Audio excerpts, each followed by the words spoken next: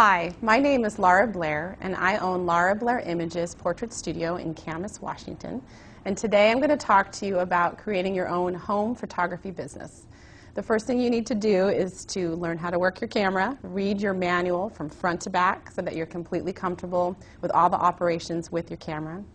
I highly suggest going to a class that you have locally, like at a community college or even a workshop in the United States. There are lots of wonderful photographers who charge roughly $500 to $1,000 for a really intense course that you would go to for 3 or 4 days where you can learn all the basics of how to start a business. That's a great way to go. Online, there are tons of sites that teach you the basics. You need to understand f-stops, shutter speeds. I think a lot of people just expect to go right into the business without really knowing the basics of photography, and honestly, people want to buy portraits that are accurate in terms of exposure and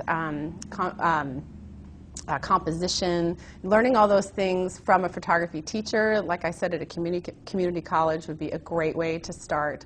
And then from there, when you really have it under your belt and you feel like you're comfortable with your camera and you're comfortable with photography in general, then you start going out into your community and you offer to take pictures of people for free. That's a great way to start. Say, I'm starting a business, I need to build a portfolio. That's a really nice term to use because it's professional sounding.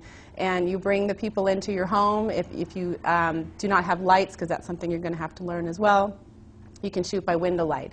Set up a piece of fabric or something that you're comfortable with for a backdrop, sit next to it, put your subject next to a window and reflect a little bit light with a white sheet or even a piece of tin foil. You can start really basic in the beginning and take pictures and practice. Play with the light, practice interacting with children. Children can be difficult at different times of day. Learn what times of day are good to shoot, like don't shoot near nap time, don't shoot when they're hungry.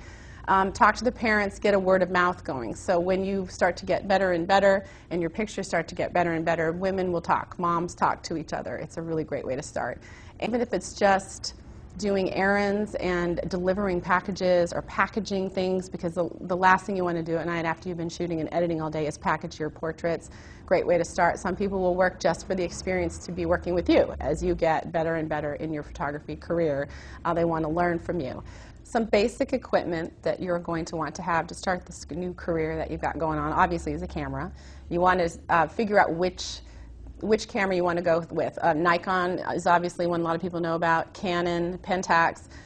There are lots of cameras right now in the $1,000 range that would be just fine, or even the $600 to $700 range. Don't go hog wild because a lot of times the cameras get better and better and you will want to upgrade as you go. A tripod is really important, especially if you're shooting inside with window light because it's low light. You're going to have a low shutter speed. You don't want your camera to shake, so a really good tripod. You can get all these things online. B&H is a great place to order stuff. You can get stuff at local camera shops. I recommend getting to know someone in your area who sells camera equipment and befriending them and talking to them about what's new, what works for other photographers, and that way you can, kind of build your equipment as you go. If you want to do lights, that's another whole can of worms. You need to do some research first about lighting. You can use one light and one reflector to really do a lot of great pictures. And make sure that it's not over the top expensive because, again, you're going to want to upgrade later on. So the main thing is, got to understand that camera, really be comfortable with shooting, look at other photographers' websites that appeal to you, what kind of style. Find your own style. It's really important to not imitate others. Imitating others in the beginning when you're playing around is fine, but when you're really selling your stuff, have your own style.